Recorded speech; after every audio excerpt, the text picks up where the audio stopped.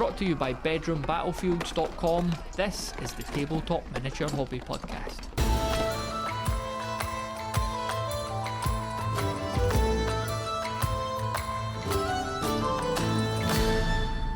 On this episode of the Tabletop Miniature Hobby Podcast, we're going to get some report backs from two recent hobby events, BOYL Gits in Nottingham and GenCon in Indianapolis. One had a record-breaking attendance, the other had a record-breaking table size. Starting with the latter, here's Jason, Callum and Ed. BOYL Gits came about because once we realised BOYL wasn't going to happen, everyone started scrambling to get something to happen. Jason had obviously got this campaign underway at this point, I think, and we just, we wanted to meet up and play the game. So full credit to Jason here. He reached out to the navigation, managed to arrange for us to use their room upstairs, which was absolutely perfect. The fact, can't speak highly enough of the people at the navigation. The food, the care they gave us, the beer, all of it was spot on. So yeah, it was really a way of getting one of Jason's big games on the table and not having to postpone it. Yeah, I think Jason would probably be able to tell you a bit more from the logistics end of that if you wanted to know more there. Well, my main goal was to promote Callum's stuff. I mean, his 3D printed stuff was awesome, and that was the centerpiece of the whole table. That's what I wanted to do, was a assault on the sport cult. So it was all about trying to get Callum a few extra purchases, trying to show this is what you can do with this stuff and how quickly as well, because I really didn't spend much time on it. That was the key thing for me, is that I wanted to experiment with what could we do in a short amount of time. So in total, the entire terrain piece was 12 hours. Yeah, and it looked spectacular. I mean, it really did. It added so much depth and height to that table. Everything, all the rest of the scenery, all the models, they were all fantastic. But that just kind of really put a stamp on the whole event of this is the Siege of Carrick Spork. It was perfect. It was, really impressive. Like the work that Jason put into building the whole mountainside with a mine behind it as well. So he had huge expanse in front of it where the bulk of the battle was happening, but then there was everything else behind this castle and this fortress. And yeah, Jason did a hell of a lot of work to get that done. Oh, and I must just mention two people who have been absolutely indispensable to this whole thing. Stuart came round all the way from his house, from several hours away, to help me paint for 4 hours, even though he couldn't come. So it's 12 hours in total, and 4 of those hours was Stuart. Which, it wouldn't have been done otherwise without him. And Ben Crouch, Ben C on the Discord, who is in South America at the moment on a lifetime trip to Peru, I believe it is. He drove the 2.5 hours from Maidstone in Kent to drop off the human settlement in front of the mountain. He'd spent, I don't know how long, printing off and painting that entire thing. And even though he knew it couldn't come from the start, he put in God knows how many hours to make sure that we all had a city in front. Yeah. So the sheer level of commitment from so many people, Mark, Ed, Callum, and just people, it's lovely to have it all come together. And everyone played their part. All of the guys who turned up and brought models or rolled dice, everyone entered into it all with the right spirit. And everything that was put on the table was painted and looked fabulous. I mean, there was that huge block of pike right in the middle of the town, which was just phenomenal. Dwarven Moustache, the chap who's on the Discord, isn't it? Was that one unit? Yeah. Yeah, it must have been, 100 guys? Something like that. Really? Yeah, just a load of pikes. Yeah. Put your hand on it. Yeah, it would have been nice to have, a bit of a pike. If we had that big orc pike unit at the other end of the table, if we could have got the two of them going at each other, that would have only taken, 6-7 turns to resolve the battle? Maybe. I mean, we had enough. That's the thing. When people play differently, it changes the dynamic completely. So if you'd have just landed, because for instance there was, I think, 5 stone throwers on the evil side. If they'd landed all of them onto that pike block, they're gone. And that's one turn. I was trying, just wasn't hitting. But if people I don't think all of mine could reach that pike block, actually, come to think of it. Because that's how big your table is. Well, that's one of the things we're changing. There was a bit of an after-match showdown between a few players who were very willing to give some constructive advice afterwards, and we all just hammered that out. Because we're getting better and better at this, and people are turning up in more and more numbers, and I'm really pleased about it. But we've decided that all ranges need to be doubled on machines. So instead of 4 foot on your standard stone throwers, it's going to be 8 foot. And I may even increase that on the bigger ones, because I've got some custom bigger ones that I've got at 8 foot range anyway, and make that 16 foot. Because 16 foot's only 2/3 of the table. Yeah, I was going to say, I get most of the way there. This is the thing, isn't it? But that way it would work nicely. And I'm thinking of having the marching rule extended a little bit. So you know how it says you can't march when you're within 8 inch unless you're a dwarf? Mm-hmm. I'm thinking of having it that if you're 24 inches away, you can march at the double. If you're 4 foot away, you can march at the triple. Just as a standard. Or maybe even, we can back around with those exact ranges. Maybe it's 8, 16, 24 instead. If you're 16 inches away, you can march at the double. If you're 24, you can march at the triple. But that would help people get involved quicker. Yeah, that would have really helped the relief force element side end of the table. Because but it can be a blanket rule then, can't it? And it can be part of the turn sequence. Yeah, because if you were in the mines in the underhall, then you're not going to get those big bonuses because it's pretty tight and you're going to be inside those distances fairly quickly anyway. But out on the expanse, that's where you need it. And so, by having that flexibility, you'll manage to get what you need out of it, I'm sure. Perfect. And I think we've got all the magic down to a T now. The magic rounds just flowed and went really quickly.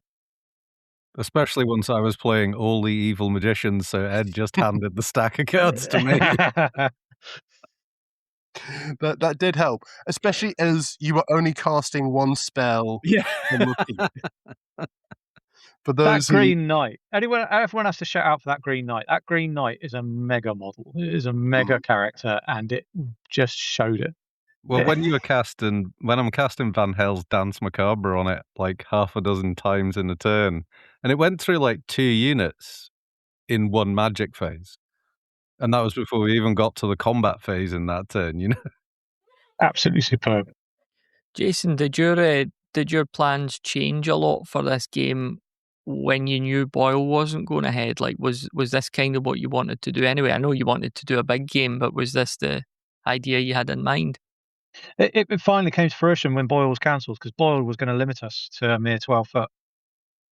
And that's, it's slightly under half what we had. Yeah, I was going to say, it's like we nearly doubled that, yeah. So we would have been very much more limited at BOYL. We would have had to have got rid of the town in front of the mountain, and we would have had to got rid of all of that relief force battle, and we would have just had a pure siege of the mountain gate, and then the mines behind, I think, are important to the theme of the battle. So that's what we would have done. And I probably would have snuck in an extra 4 to 6 foot of table at BOYL just by adding my own tables to that conference table or something. Because I can imagine being able to do that. But that's what we would have done, and it would still look good. But I'm really pleased that we were able to just go full hog in the pub. What was the square footage then of the area? We had 24 foot by 6 foot. That's a banquet table, There's room to expand as well, Matthew. I mean, I've got there was enough room there to get another 6 foot in. I think you could stretch it to a 30-foot table. You'd be all right. Yeah, and I've got plans for how that 30-foot table can interact fully with each other. There's the next game. We've all had a chat about it. It's going to be magical waystones, and you're going to be able to beam people across the table. You have to capture as many waystones as you can. So everyone's going to be interacting instead of zoning off into, okay, there's the siege portion, there is the inner hold portion, and the outer expanse relief force portion. People divided themselves naturally, quite naturally because of the scenario. It wasn't because that's what was chosen to be done. It was the logical thing to do. And you had the 3 battles happening simultaneously that sometimes met in the interims. Whereas the next one, we can do a massive table that truly interacts across the entire board, which would be great fun. That sounds amazing. I mean, I have to say, I did quite like the fact that you had these 3 battles within one, because it meant you had all these little narratives coming out, and then people would turn around and go, "Oh, this thing's happened down this end," and everyone would rush down to find out, how did the king die, or what's the Green Knight slain next, or how has Jeff turned the queen into a duck, which was an absolute perfect moment for me. It's definitely not a negative, the zoning. It's just a natural thing that happens within the scenario. I'd just like a little bit of a different flavor next time, that we're all going to go, okay, this is a very different game, even though it's solely the scenario that's changed. Yeah, it would be good to have a bit more kind of being able to move around the map and a little bit more kind of, interconnected. Because there was one point where I realized one of my Screaming Skull catapults couldn't hit anything. There was like basically 8 foot of the table where by the time we'd pushed the relief force back and cleared out half the castle, because the bad guys were having such a good time, that there was this 8 foot expanse in the middle that was just evil units. Well, I must say, Callum, I didn't anticipate all the way through the campaign that the undead would perform so magnificently. So I thought you'd have more to do in that part of the table, frankly. And the way the campaign went, they were quite well bolstered in that area. It's just you cleared them out. It was everything having weapon skill 7 due to Nagash managing to get was it von Karstein's ring? Yeah. Yeah, that was brutal. and like, so even the horses, it's like undead horses with weapon skill 7, and like that unit that was just in front of Nagash for most of the game, they didn't lose a single guy. There was a unit of night, like undead. What were they? Black Knights? Something. Yeah. And I didn't lose a single guy from that because no one could touch them because they were all weapon skill 7. I love randomly drawing magic. I love it. I love the mix that you get. Yeah, it leads to those silly situations where, you just got this flank that because everything within 12 inch of Nagash is using his weapon skill. Because I presume that is a weapon. It's vampires only, but because we were drawing them at random, I was allowed to give it. I didn't have any vampires. People have often said now and again that why mix things like that in a random draw, and I don't make it truly random because it is still an undead item, or it's an item that you can imagine in the campaign. Okay, they've been in that area, they've won, they would have picked this crap up. It makes sense to me that you'd have access to it. And then it's like you wouldn't leave if you were in the real world, shall we say? You wouldn't go past a gun from the enemy that is fantastic, and it's fantastic, but something on it says "Made in Germany," therefore you can't use it because you're British. You'd pick it up. Yeah, and if Nagash has just twatted von Karstein, he's not going to leave this really useful ring lying around, for instance. So. No, it may have been the whole purpose of caving his head in. Yeah. And we learned when Nagash finally went toe-to-toe with Orion that you don't win a fight against Nagash. I did not expect that. Because I'm so used to Hero Hammer being sold as, the unbalanced, also all about the heroes, blah, blah, blah. In our size games, it's not really like that. But we really wanted to see these two heroes go toe-to-toe, and Orion was stomped. Yeah. I didn't realize there was so much difference between the factions and their heroes. Yeah, but at the end of the game, me and Mark played it out, and I think we ended up playing 7 or 8 turns of combat between the two of them, though. And so in any rational game, they would have just been slapping each other for the whole game and never gone anywhere. Okay. So. Nonetheless, though, Orion, bit of a wimp. I mean, for me, the funniest character death, aside from the Dwarf King dying repeatedly, was when the Skaven controlled steam tank, shall we say, rather than the Skavenized steam tank. That The was my Green favourite Knight- part of the game. You carry on. I just want to say that was my favourite thing. The Green Knight ending up running through this steam tank with a Skaven and an engineer having a fight in it between the two of them. And so it's veering out of control, and this Green Knight just happens to go through it, slays the steam both of tank. them. I was just going to say the steam tank drove into him. He was just an innocent bystander in this situation. Yeah. But it's moving at random, isn't it? So he slays these two guys, and then it continues to move out of control and randomly hits the Wyvern and kills the Saruman, the magician on top, out of nowhere. This guy's just like quietly trying to have a little fight with the monster in front of him, and suddenly he's getting steam cannoned and he's dead. It's just like that whole episode with the steam tank was hilarious. I'm so glad that in the campaign I turned around to you early on and went, these steam tanks, I want to do stuff with them. And you stole them. One blew up in your face, took out half a ton of clan rats. Mm-hmm. Another one you managed to get home and transform into your own version, which blew up on turn 1, didn't it? True Skaven. Yeah, and actually, even that, I mean, where that blew up, so the moment it blew up, Jason walks over and goes, "Oh yeah, brilliant! There, you've done all this. Oh, it's also going to take out this section of the wall."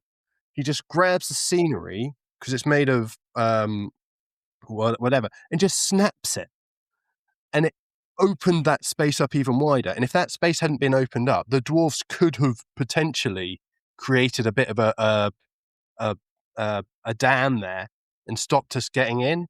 But because that opened up, suddenly we were getting 2 or 3 units through that gap. So yeah, I mean, the 2 steam tanks, I think both caused carnage of the greatest kind.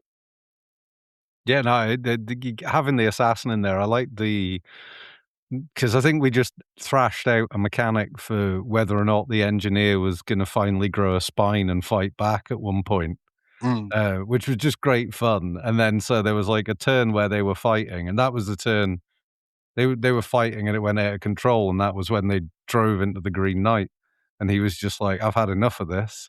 Kills both of them, and then I like dance macabre him out the side of the tank straight away. Well, if I may clarify, as a games master there, just for the audience, Ed had set it up because he stole the steam tank over the campaign. And we decided that the only way you could do that is if you leave an assassin in there with the assassin's blade held to the ghoulies of the engineer, so that no one can see him from the Empire side, but the engineer is well and truly being controlled. But because the engineer's a coward, that's why he can be controlled. So the only way he would stand up for himself with a spine is if the assassin drove the steam tank to a point where he was genuinely risking blowing up the steam tank in his life. So therefore, the risk to his life is greater than the risk of trying to take on the Skaven. So as a GM, I said, okay, you're starting to really push this tank into a place where you're going to burst the boiler. So, okay, now you've got to test whether you can remain in control of the engineer. And that's how the fight started, and that's how it got out of control. So we decided the controls are being thrashed around when the engineer's fighting back, who fought back surprisingly well. He was doing fantastically well, and then the tank landed on the Green Knight, and I decided, well, that counts as a charge. The Green Knight is now in combat. Because he's ethereal, so he just passes straight into the middle of the tank. Yeah, and he killed them both. The thing was, as the Skaven general, there's no way I wasn't going to maximize the dice every opportunity. Like it's the chances of the assassin having the understanding of the delicacies of a steam tank. No, it's more steam, faster. Yes. Yeah, that's the way it has to be played. Because that's the narrative, right? Yeah. And it was all logical. It all followed. I mean, the narrative was the whole reason why we were there and why we were doing lots of silly things, you know. So many decisions were derived from that. Like when me and the other Ed, who was there, had a great time with some spider riders climbing over the wall. And we just, because it says in the 5th edition Siege rulebook, Spider Riders just ignore the walls basically and go anywhere. But they were in a tower against his halberdiers, and we just started thrashing out how this should work based on the fact, like, so the first turn they crawl in through the windows, so the halberdiers got the benefit of the high ground for that turn. And then the second turn, we decided they're in the room now. They're on the ceiling. So the Spider Riders are going to get the benefit of the high ground now, and the entire unit is going to be fighting the entire unit of halberdiers in the tower at the same time, because they're literally on top of each other. So, there's no rules for how you actually do that written in any of these books. But because we were just there to have fun and figure out the way it would work best, we just came up with all these silly things that were led to lots of...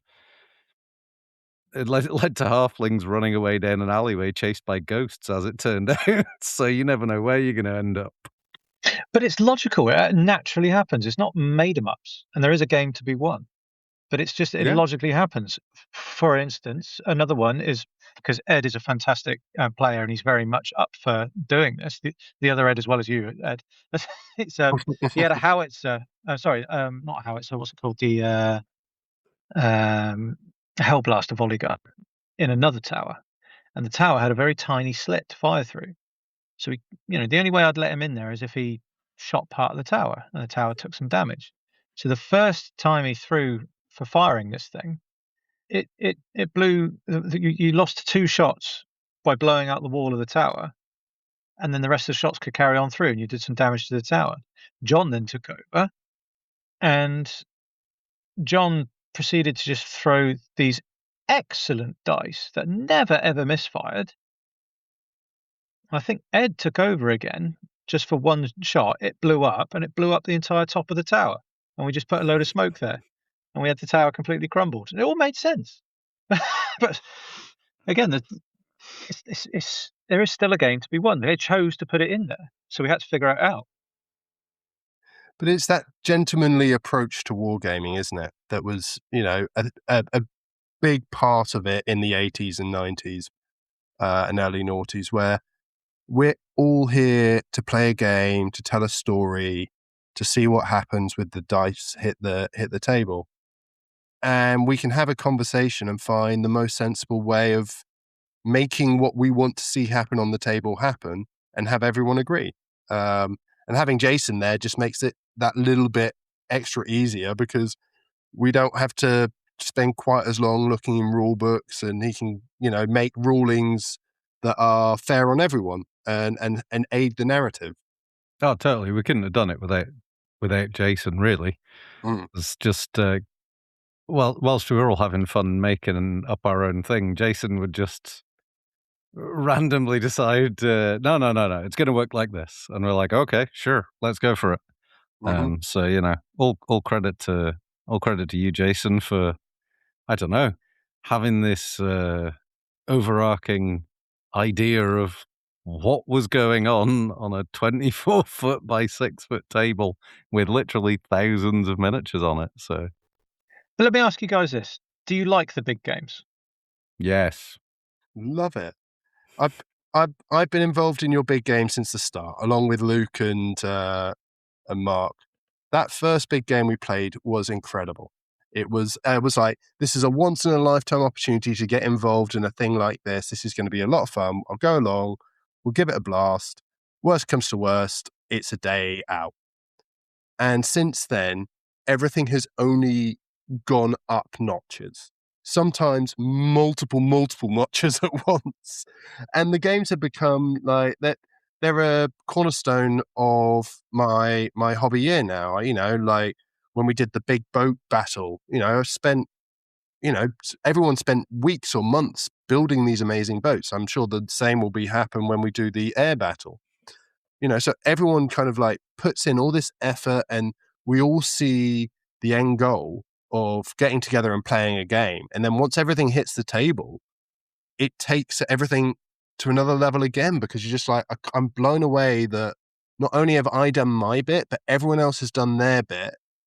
and we've all come together, and now we have this incredible spectacle. Because there's one thing I think, you know, we hear time and time again on the Bedroom Battlefield interviews, is that the spectacle is a big part of it for most of us. And these huge spectacles are just, they're otherworldly, mate. They're otherworldly.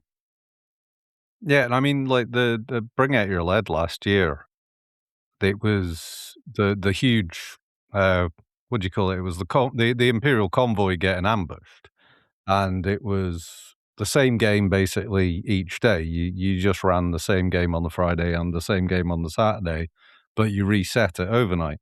And because I'd enjoyed the Friday one so much, I played again on the Saturday and just swapped sides. But it was such a different game as well. That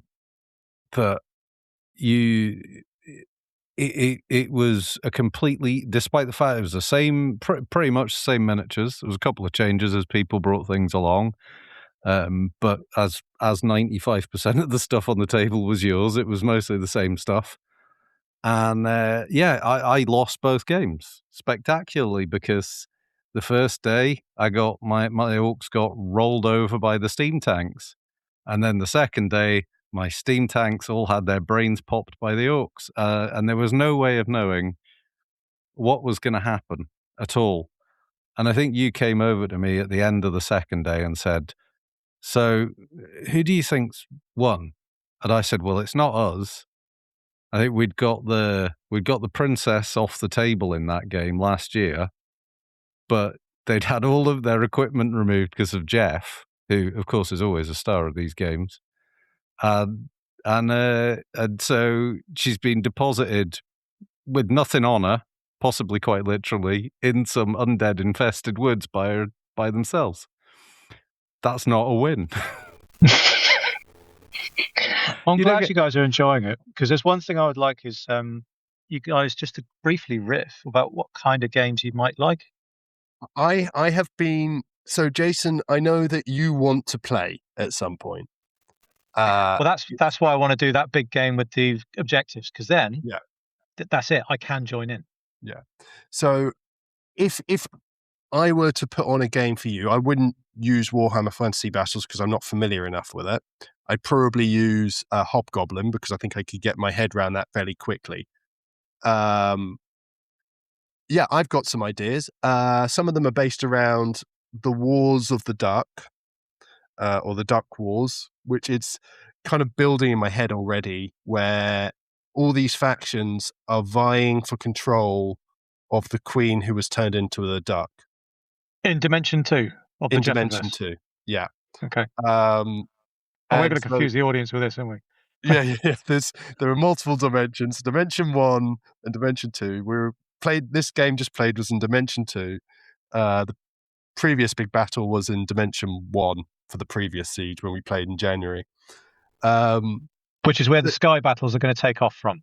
It's going to be Dimension 1. So yeah, I would love to do something with that if I had the opportunity to, even if it was not quite as grand a scale, if we were doing it somehow. But I mean, I know second edition 40k is a game that a lot of us enjoy as well, and I've run large games of that, so it would be a change of setting and lore, but that could be fun. I think there's a lot we can do with these big spectacular battles. I'm very excited about the airships. I think that's going to be phenomenal. My brain's already racing with that, and my wife has said that she wants to get involved in the modeling of it as well, which is great. So the Skaven madness will continue. The only thing I'm a little concerned about is the last 3 of these big battles that I've done with you, Jason. I've ended up walking away with the moment of the day, and I'm a bit worried that I now owe something to the Great Horned One, or there is favors that are going to be called back on me. It is unsettling. That's how it runs. What about you, Callum? I was thinking about that there, and actually, just before Ed started mentioning Dimension 2, I was having this idea of some kind of battlefield with a a breakdown of reality and with all sorts of things streaming through it. I was reminded a bit. I was thinking a bit about when my Gene Stealer cult and Sci-Fi Jeff burst onto the board at BOYL last year, and I found one of the sci-fi miniatures that you'd made. Was it like a sci-fi Urukai? When I was packing up the boxes on Saturday, I found that and I was like, oh, that's cool. I remember that from last year. So I don't know. I was just trying to think, hey, you do that. You just have, I don't know, Jeff trying to get the length of the board somehow to chase down the duck. And then, have lots of random stuff just spawning everywhere. Or do you have two tables and then, there's possibility that things get drawn through different dimensions and so they disappear from one table and appear on the other? Yeah, that's not a bad idea. You could have, if Jason could restrain himself down to like a 12-foot table in the middle just for Jeff, and then we had maybe, I don't know, 4 or 5 little battles playing out, and any time any magic occurs or psychic powers occurred due to Jeff shenanigans, there's a risk of things getting sucked through instead of the spells going off. Well, it's funny that you've mentioned this, Callum, because there is something that I've half written, and and it's exactly that. There's 4 tables on the outer edges, and there's one table in the middle. Now, the table sizes don't really matter. The central table is the one where it's fantasy, and the other tables can be other places. So one could be Gorkamorka, one could be second edition 40k, one could be second edition 40k Necromunda, and the other one can be another thing. Imagine some Gorkamorka orcs just launching across a fantasy battle. That would be amazing. And this is it, because all the tables have to capture Jeff. But Jeff has to get, like a Doctor Who type character, has to get various things from the different tables in order to satisfy Mr. Brian D. Ansell, his familiar. And you have to go through to get those, and everyone else has to try and get Jeff. But Jeff's movements and his ways of activating his movements would pull different characters with him, or different characters can chase him from table to table. Now, it'd have to be quite small, the factions on these other tables, so that they could do that without leaving themselves behind, if you see what I mean. Mm-hmm. And then people getting too split. But I love the idea of blending the fantasy with the 40k, because the rules do blend pretty well. With only some minor sort of hand waving. Yeah. Could we have a different Jeff on each table? And Jeff has to get all his different incarnations back together to reform into a single Jeff. Yeah, love it. Kind of like the death and Ed will know better than me which novel it was, where he had to get his Death of Rats back together and everything else, wasn't it? Yeah, I think that's more. No, it's not more. It's oh god, it will come to me once we finish. But yes, it's one of the death novels in the Discworld. Yeah, it's been 2 decades since I read most of this, so I can't help you. But then he was strong enough to face his evil Reaper Man, and then he's strong enough to face his evil self, so we can get evil Jeff back in with Stuart, because Stuart's got evil Jeff to face, right? Mm-hmm. We still haven't resolved that. Evil Jeff is still kicking around. Yeah. So, yeah, love that idea. Anyway, sorry, Matthew, we've completely gone off. What is he? Is Matthew still on this call, actually? I haven't heard from him in a while. Has he just fallen asleep? I don't say a lot on the podcast these days. Matthew, what would you like to play? Have you had any ideas what you might like to see? I'm not clever enough to play, Jason. I just watch. Maybe at some point I'll take charge of like a base of Snotlands or something like that. What you're saying is, next time we're at BOYL and someone who listens to the podcast but has never met you walks into the tent and they see a bearded Scotsman sat on a chair in the corner, they're going to know it's you. Yeah. You only watch. Snotland bases. Yeah. But no, it's been really good, lads. I've thoroughly enjoyed listening to your debrief and also your plans for the next one, which I'm sure will be equally, if not more, grand. Any final words? I'll go around you one by one. I'll start with you again, Ed. Any sort of final thoughts? My final thoughts would be, if you ever get a chance to come and join in on one of Jason's big games, come along and have some fun. They are spectacular. They're hilarious. It's wargaming played in what I think is the original kind of spirit that a lot of this hobby was conjured up in. Yeah, come and join in the madness. If you've got ideas for things, come and feed them into us. You know, like we can't do this as an isolated group. We need more ideas, more people. Help us grow it, because the more we get of that, the better it gets. Hey, Callum? Yeah, if to echo a little bit of Ed there, yeah, come and join in.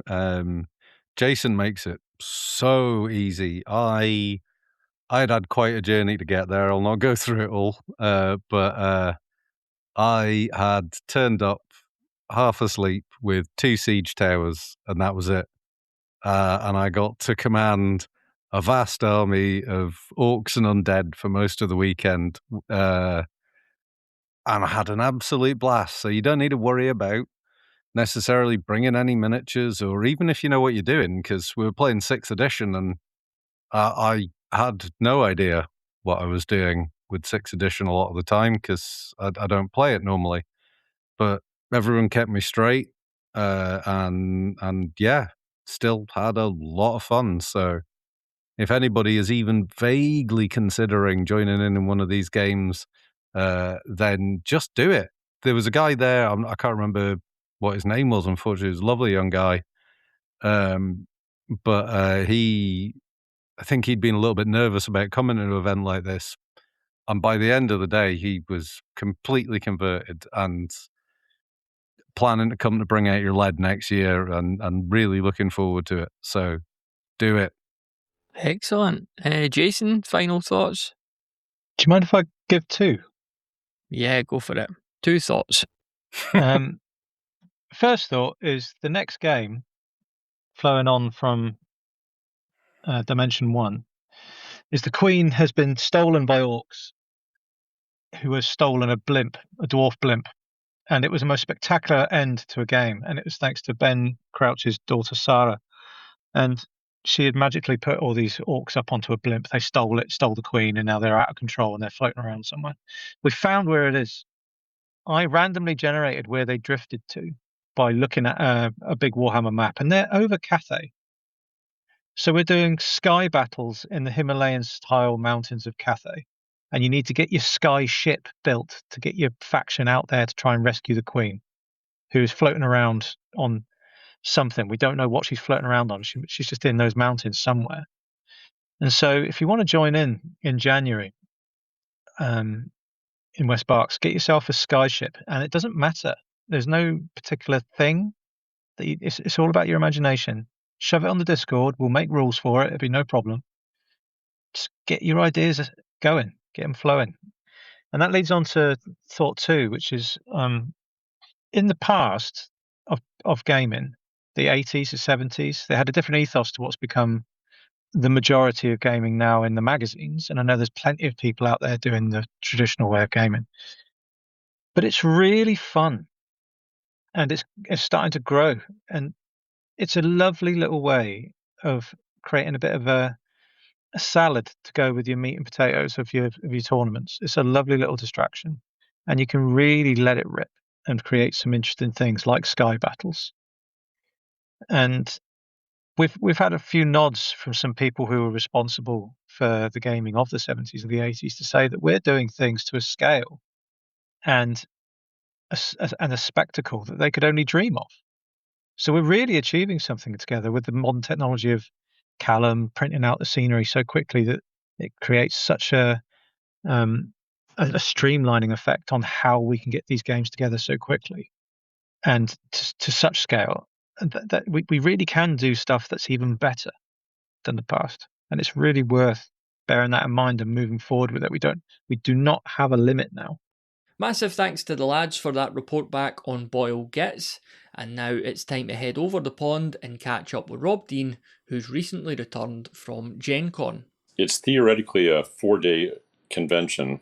They bill it as the best 4 days in gaming, but there is a day zero unofficial thing that's also what they call Trade Day, a set of events for people who are in some sort of gaming-related industry, let's say, both industry people, educators, things like that. So they have a set of seminars on using games in your classroom and so forth, all of which would be very interesting to me, but it's an extra fee, and you also have to apply and describe why it is that you are actually suited for that session. Was this your first GenCon, or have you been before? Oh, no. This is, we've been going regularly since 2014. So my brother now lives in Indiana, not too far from where GenCon is actually held. And somewhere along the way, he got back into gaming in somewhere around 2014 and thought, well, it would be fun if we went to GenCon. So we did, and we've been hooked ever since. But we did actually go once back in our first flourishing of gaming activity. We went to GenCon in 1980, which was like GenCon 13. We're up to number 59 now, at a time when it had 4,500 people as attendance, which is considerably less than the 74,000 they're claiming for this year. So what sort of stuff did you get up to then? So we were putting on games as independent game masters. We brought a selection of miniatures games. We played 2 sessions of a Dragon Rampant game with a 3-on-3 homebrew scenario that we called Strange Women Lying in Ponds, in which the succession of the country was to be decided by convincing the Lady of the Lake to give you the royal sword.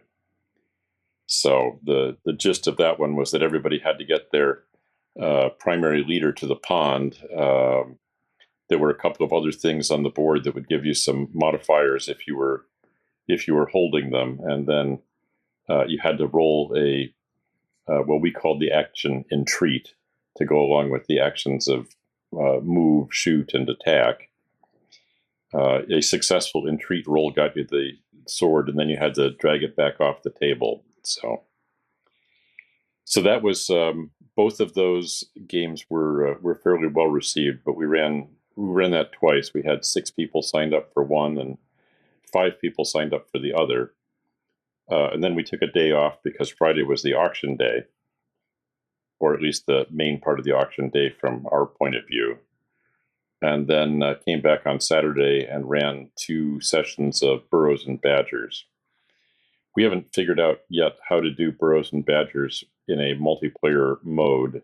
My brother follows the Facebook group for Burrows and Badgers, so if we need any input on rules mods or rules clarifications or that sort of a thing, he ends up being the lead agent on that one.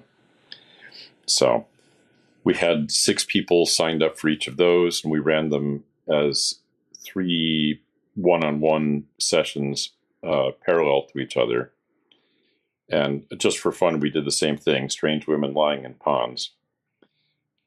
So we just popped a pond in the middle of each board, and everybody had to run up, and their leader had to convince the Lady of the Lake to give them the sword and then get it off the board. Do you have a copy of Burrows and Badgers? I know you've painted some of the miniatures. Yeah, I've got the book, yeah. There is a scenario in the book that's called something like the Pay Chest, where there's a treasure hidden somewhere in the middle of the board, and the object is just to rush in and get it. That's what we have generally used as our scenario before. And functionally, this was the same sort of thing, just skinned a little differently. So, how'd you find running the games at conventions, especially one of the size of GenCon? Like, are you just playing away and there's like basically thousands of people around you? I know they're not directly watching your table, but it must be really busy. Yes, I should post a picture or two to the group showing where we were at the edge of a main aisle. In fact, we were just off the edge of the exhibit hall where the dealers were doing their thing. So we had a lot of people walk by, which we wouldn't have if we'd have been in an outlying location. And is that a good or a bad thing? Good thing. My brother was dubious about whether we were going to do this again. And after all of the positive feedback he got from people who came and told us how beautiful the setup was and all the people who played, and even we had a few repeat customers who'd played with us in previous years, he was positively motivated again. So now we're working on next year's thing, which he bought a set of harefoot jousting from Osprey. So we will apparently be doing the Hobbit Farm Fair. So aside from the gaming that you did, what else did you get up to?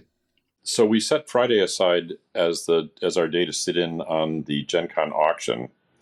They move an awful lot of old gaming material across the auction platform in the course of that, and they set it up in blocks so that it's not completely random, so they'll try to get all the miniatures in one block, which is usually on Friday afternoon. So we sat and watched a lot of miniatures being auctioned. You could have gotten, painted BattleTech forces. Strangely, this year, a lot of Ogre miniatures from the Steve Jackson Games Ogre game about giant robotic tanks were up for sale. A lot of people seem to be very enthusiastic about the fact that they had a lot of early metal Rogue Trader era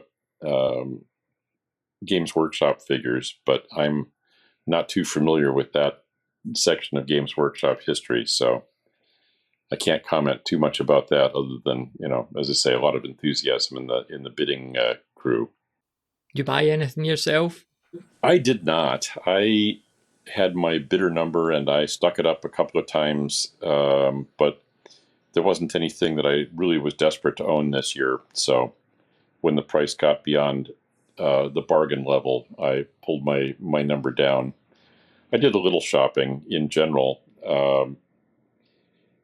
So in a minute, we'll talk about the scale of GenCon, but I didn't end up buying anything miniatures related except a copy of the Warriors of Athena rules. Osprey Games was represented there, and they had Warriors of Athena on for a good 40% off. So it seemed like a good opportunity. My elder son is painting some Warriors of Athena miniatures, and I don't know whether I will join in painting or whether I'll just be ready to drop in for a co-op game at some point in time. So yeah, we went over to tease the Osprey people about the fact that we were running Osprey Games, and people asked, well, where do I get this from? Well, not from the Osprey booth here at the convention, I'm afraid, since they didn't bring any copies of either Burrows and Badgers or Dragon Rampant with them. Yeah, that's unfortunate for them, yeah. Yeah, well, I don't know that we would have sold more than a couple of copies of either of them, but in the grand scheme of things, that's a drop in their GenCon bucket. But we should probably send them a note if we do something like this next year and give them the opportunity to think about bringing half a dozen copies of things that we're actually running. So, yeah. But yeah, well, you've talked about scale there. I mean, what sort of scale are we talking for GenCon? Well, I mean, apart from the fact that they reported that there were 74,000 people at it this year, which is, I live in a town of 30,000 people, so that's 2.5 times my local town that descends upon Indianapolis and suddenly forms a city dedicated to gaming, a small city dedicated to gaming for the better part of a week. There were something like 800 exhibitors in the exhibitors halls across the way. So if you had a chance to walk through and give every booth 60 seconds of your attention, that would have taken you something like 11 hours. So most of the booths I did not end up seeing. I just looked through the booth list this year, tagged a few that I knew that I wanted to have a look at. made my way straight to them and on to the next one. And unfortunately didn't leave any time for exploring and serendipity this time around. But it's it takes place in the Indianapolis Convention Center and the adjacent football stadium and about 7 or 8 hotels that are connected to it by enclosed walkways. So it's about a half a mile walk from one corner to the other. So you have to allow some significant time between events to make it through the hallways, which are all full of people who are doing the going in opposite directions. They set up what they call the block party, which is a whole area of tents selling food, food trucks, and so forth. So we've got our own restaurant district that pops into existence for the purposes of this. Just the atmosphere is well, it's great to be with a bunch of other people who actually care about these things. Mm-hmm. You can sit down at a table in the block party and start a conversation with anybody about what games they're playing, what they're looking forward to at the convention, and so forth. And I've never once had somebody snap at me that they needed me to leave them alone. Although, given the crowds, it would be understandable if somebody did. So you obviously really enjoy it, given that you've been going for that amount of time. It obviously feels worth your while. Yeah, well, I'm a multimodal gamer, so that it gives me the opportunity to do some things that are outside of the miniatures that I wouldn't otherwise have a chance to do. So I sat down for a couple of role-playing game seminars this time. One role-playing game. My brother was in for a couple of board games. Well, actually, we had a joint board game where we sat down and played the Kingmaker, originally published by Ariel Games in England sometime in the 1970s. It's a loose simulation of the Wars of the Roses. So, unfortunately, I had just gotten my Yorkist heir crowned, and my brother descended on me with his entire army and beat me in a field battle. So I was wiped out and spent the rest of the game drawing cards, one per turn, hoping that I would eventually accumulate enough to have a faction pop back up on the board. It's a 1970s game design. They weren't concerned about things like making sure that people stayed in play for the duration. Monopoly. Yeah. If you could be eliminated out of it. The worst case scenario in one of those old style games is that you're beaten down where you have no chance early on, but you can't be completely eliminated from the game, and therefore you're obliged to play for the next X number of hours so as not to destroy everybody else's fun. Anything else about the event that you think is worthy of talking about? Well, like I said, it's a multimodal convention. I checked the events list after the event closed, so hopefully that was the most up to date. There were like 27,400 events, which ranged in size from auditoriums sitting there for talks that had up to 500 people in them, down to somewhere somebody was running a single table of their favorite role-playing game for 4, or our games for 6. So there was everybody's GenCon experience is completely different because you don't know. You've chosen your own adventure, basically. People note that it's not really a miniatures convention, which is true in the grand scheme of things. But when you add up the historical miniatures events, the non-historical miniatures events, and what they call miniatures hobby events, which includes things like classes in terrain making or painting, or, well, one time I learned how to make a rubber mold for terrain so I could, cast my own rocks if I felt like it. There were 1,900 miniatures events.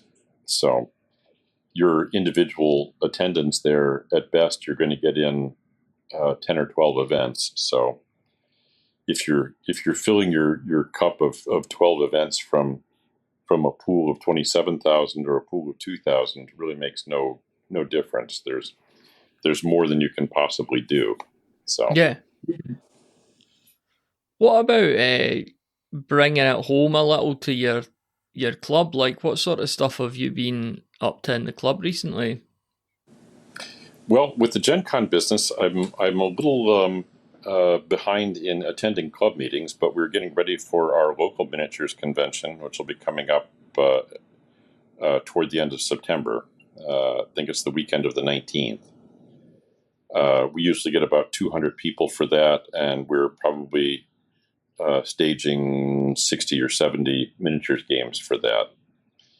I'm getting ready to submit my some sort of game with my 40 millimeter Imaginations stuff using Charge as is my custom.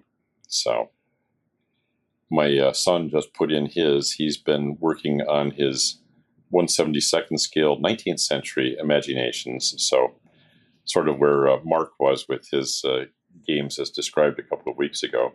He's finally got enough of them that he's staging some sort of event on Saturday afternoon at Barrage, our little convention. So we've had the opportunity to get together and play a couple of his games at his house recently, which is only 2 hours drive away. But yeah, other than that, the GenCon preps have sort of absorbed most of my gaming time. So I need to reset and get geared up for our local convention. Any kind of baby steps to get you back on track? Well, baby step number one is I've got to clean my desk off so I can actually work on it. I had pulled out and put on the desk a bunch of 1/72nd scale medieval guys. A couple of years back, I carefully invested a limited budget in figuring out what sort of game you could put together for $100, $23, and I always tend toward the medieval in the absence of anything else. So I got one set of Vallejo medieval colors, a few inexpensive brushes, and a little set called the Medieval Tournament from Italeri, one of the plastics producers, that has about 80 figures altogether in it. So I had painted a dozen or so of those and then set it aside. So I thought I would get out the rest of it and start working on that again with the intention of putting on a skirmish game. Ivan Sorensen, the guy behind 5 Leagues and 5 Parsecs, has a whole selection of other miscellaneous games that he's done, one of which is called Knight, Pike, and Sword. You'd have to look up the spelling because it's all exotically or archaically spelled, which is a miniature skirmish game that's about half the size of Dragon Rampant, so maybe 20 to 30 figures per side. And I figured that would be a good fit for what I could put together out of this box. So yeah, and I just that would be my next goal. Sit down and work on some of those for a while. I'm also accumulating a bunch of vintage miniatures that were originally done for a series of rules a set of rules called Knights and Magic. You've probably never heard of the Heritage Models, a mini company that went out of business in 1982 or so. No. Well, one of these days I'll do a long blog post on them. I've been accumulating stuff against it, but I see a lot of things about how Warhammer was the first fantasy game that had miniatures for it and so forth. Most everything that Games Workshop or Citadel did, starting with Warhammer, had been done a few years before by Heritage, but they made some other bad decisions and ended up going out of business. So they had miniatures range that covered your basic fantasy things. They actually had 3 miniatures ranges, one for Dungeons and Dragons stuff. The second they had the license for the Tolkien figures based on the 1978 animated movie. And then they had a medievalish fantasy that was tagged as Knights and Magic to go along with the rules. They put out some of the first injection molded plastic figures, single piece models, but they had 4 different sets that came as little starter packages with paint and 10 plastic figures and a brush and a few little rules. They did a role-playing game on the side, something called Sword Bearer, but they are basically forgotten at this point. So I've been keeping an eye on eBay for some of the miniatures, and just before I headed off to GenCon, I got a cache of like 50 cavalry and 20-odd infantry. So I now have more painting than I know what to do with. I just need to get started on it. Speaking of your blog as well, sharpbrush.blogspot.com, sharp end of the brush. I see you've got in there a promise of a GenCon report, so you'll be getting that typed up too? Hopefully within the next couple of days. So I thought I was going to get at it yesterday. I came back from the convention with a side visit to my father, and it's taken a couple of days to just to rest. But yeah, by the time this gets posted, that should be up there by then. Thanks very much for listening to this episode of the Tabletop Miniature Hobby Podcast. If you enjoy the show, then please do share it with someone else you think might enjoy it too.